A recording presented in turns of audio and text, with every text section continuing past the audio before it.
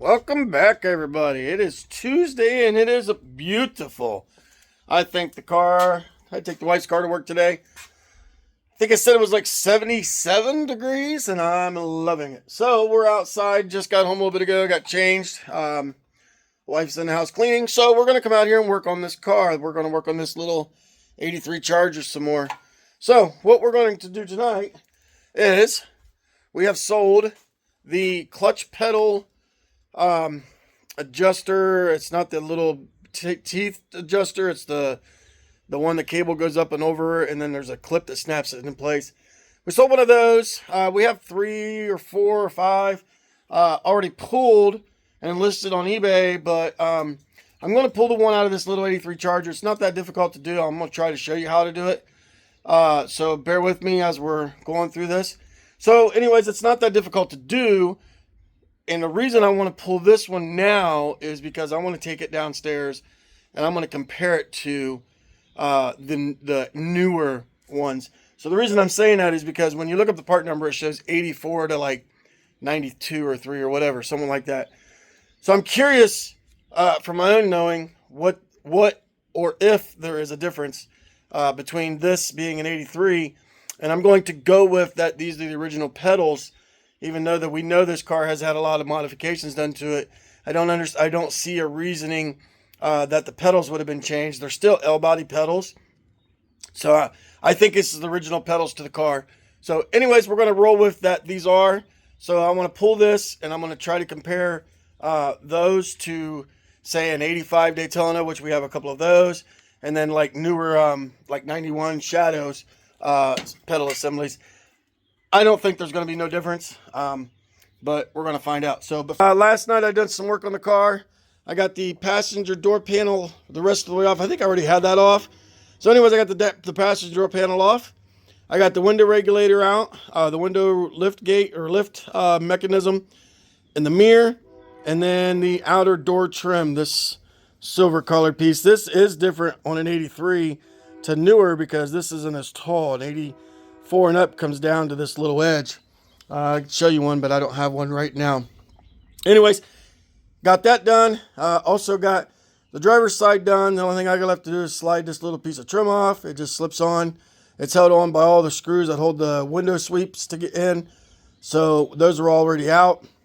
I can lift that off and get that out. Also got the passenger seat removed. As you can see, it's not in here anymore.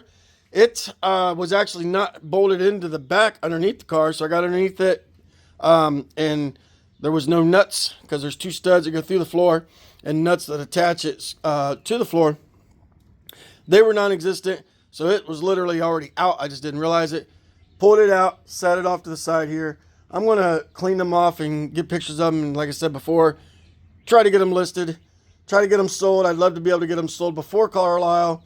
However, worst case scenario, we'll end up taking them to Carlisle if somebody requests them.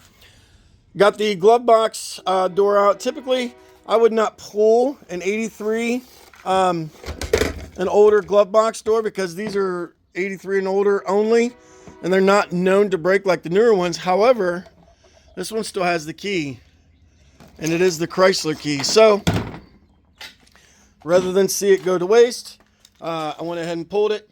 And we're going to list that here sometime in the near future. This car was, I've parted out some of these before, this interior style. And I've never seen one with a map light. And the piece is right here. So if you look, this is the dash piece that goes around the radio and goes up and across the glove box. This one had a light. And it's factory. I've never seen one before. I'm not saying it's rare or anything like that, but I've never seen one of those. So I pulled that out. I pulled the dome light housing out and the lens out. I thought maybe, somebody, rather than it go to waste, somebody could utilize it possibly. I still got to get the outer door handles off. I got the inner door latches are off both sides. I started to remove that Panasonic sound thing, but the wires all kind of run up and behind the dash, and until we get this car running, I'm not trying to remove any of the wires if I can prevent it. We also started to remove the shifter cables from the shifter. The problem I ran into is that silver bolt. There's 4, and it appears that they ran the bolt through the floor, and there's a nut because all it wants to do is spin, spin, spin. So that's going to take a second hand. Well, actually, I could probably, honestly, with as bad as these floors are, I might be able to do it from right here. I didn't think about that till just now. Maybe I can reach underneath there with a ratchet and put an impact on the top part and run it off. I don't know. I'll mess with that here in a little bit. So meanwhile, I'm going to go ahead and work on getting this clutch pedal off. And I'm going to show you in this video how that is done. You have to kind of be a contortionist with it in the car, but it is doable. So let me gather some tools and get my light and work on becoming a contortionist. All right, so this is what you get. This hangs upside down. The clutch cable comes up and over the top into this groove, and then it slides into this adjuster, and it locks in there with this little finger. So this little C-clip is on the end of the shaft. You pop that C-clip off, and then you got to release the pressure on the cable, either out at the transmission. You might be able to utilize the cable bracket on the strut tower, or I was able to get in here and kind of pry on this little finger and pop the ball out of that, and it released all the tension on the cable. This clip here, I'm not gonna lie, I'm not 100% sure how it was in there, but it was sitting in this channel right here. So I was able to pop that out, and that released that as well. So there's your this is the part that they were after. The only one thing I noticed that is different is this one is white, where the rest of them are usually black. But I'm gonna look at this over, and like I said, I'm gonna take it downstairs and compare it to ones we already have, and see how it goes from there. And then this might be a Shelby Charger clutch pedal. I don't know what it's from. So we're going to look at it and compare and see what we come up with.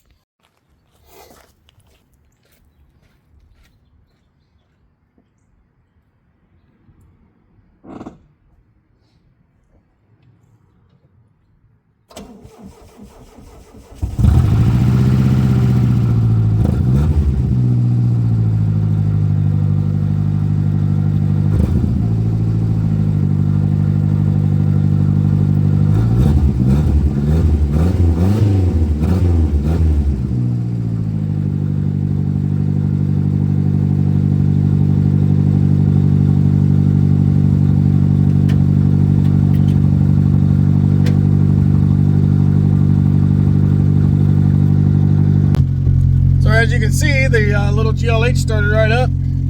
Been sitting all winter through the cold and the snow.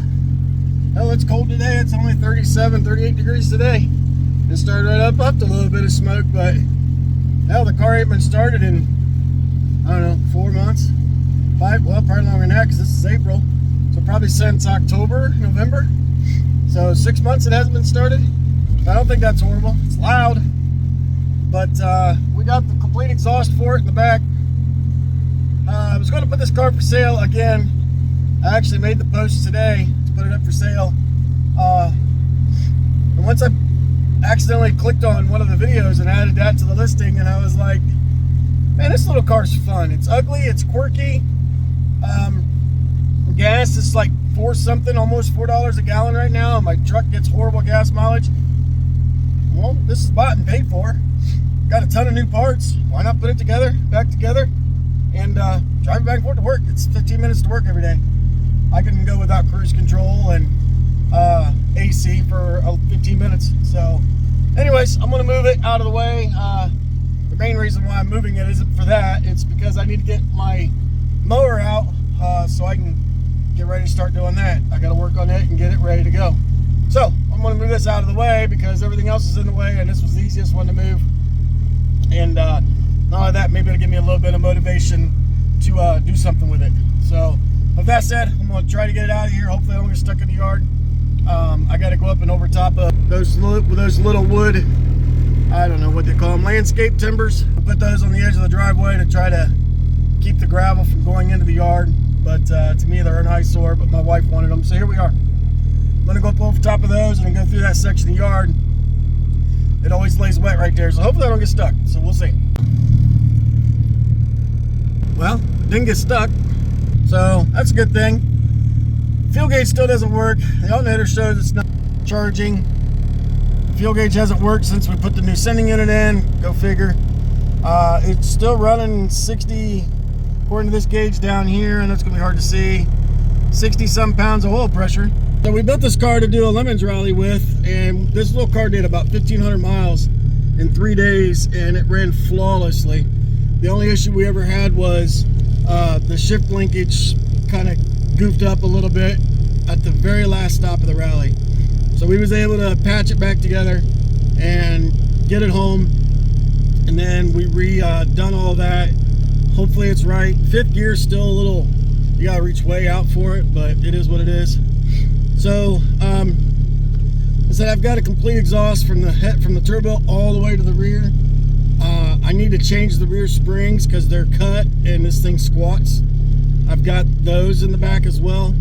So the plan was to get it in the garage and get it in the air, and then when I take the rear springs out to change those, that'll allow me enough room on the axle to drop down to hopefully slide the exhaust up together and get that back in, and then it'll quiet it down. It is pretty loud, so even in the car it's pretty loud. Didn't notice that during the rally, so it must have gotten worse since then. Of course, this exhaust is kind of pieced together. We used what we had, and what we had wasn't much. The only issue I really have with the car is the power steering has always been finicky. Like you would start to go in a curve, and it would work, it would bind up, and then all of a sudden it would let go, and you're kind of jerking a little bit in the car. But other than that, right now it's not even working at all. So I might have a bad rack and pinion, but I don't care. If it's a rack, they're a bear to change in the car, so, or with the engine and everything together. So we're not going to worry about it. But for the meanwhile, my tach's not working. It's decided to lay low. The coolant temperature gauge looks like it's working. I don't know. So it's got an issue with the alternator harness, I believe. So I may end up changing that out. I don't know. I feel like this is going to turn into one of those projects that just keeps snowballing, and who knows. But anyway, I'm gonna get my mower out and work on that stuff tonight, and we'll catch you later. All right, well, it's Thursday. The weather finally has turned, hopefully for the good. So I've been out here outside working most of the evening, trying to get some things done. So let me show you. So as you saw, we got the Omni started the other day, and I moved it up to here. And then today, if you remember any of the videos, there used to be a truck bed laying right here and a junk engine, etc., etc. Well, its days are numbered. I've had it for sale, listed for sale for 4 months now, and not one single person's asked about it. So the crusher will end up with it. I loaded it full of junk, and that's one more ugly eyesore out of here. What are we going to do with the Omni? I don't know yet. I just talked about it a little bit the other day, and I was going to put it up for sale again, some springs back, but I don't know. I like the little car, but I'm not doing it any justice by leaving it just sit here. And I honestly don't really have time to finish it and do anything with it. And I have my LeBaron. We have the GLHS, that's a project. We have the Dakota convertible, it's a project. I've got my wife's Shadow that, honestly, we've owned that car for, I think, going on 5 years now. And I think we've put maybe 50 miles on it. We don't drive it, it just sits too. So I really should honestly start selling things. But I hate to, because these things aren't getting any easier to find, especially in like the Shadow is in super nice condition. The GLH needs work, and the GLHS needs a lot of work, but they're getting harder and harder to find. So I don't know. We'll get to there. So right now, I've been working on the low 83 Charger. I have a no spark issue. So keep in mind that in 83, this car would have been a carbureted engine, not turbo. So the gentleman, this engine is supposed to be out of an 88 Shelby Daytona, but then the engine harness as well is out of an 88 Shelby Daytona. And the computer and everything, basically everything from here forward is 88 Daytona. So obviously none of this stuff is plug and play. He had to, make things work. And I know it's kind of hard to see, but there's wires that are kind of hooked together. And so I'm pretty much chasing down a wiring gremlin.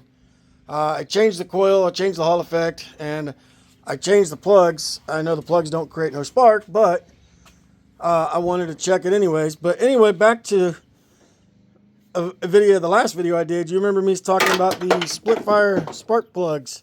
Well, I don't know if you can see it or not, but this car had a pair of split fires in it from who knows how long ago. So I changed the plugs. They were just set plugs I had laying around. But anyways, chasing down a no spark issue. Obviously I have no fuel, but that's easy enough resolved.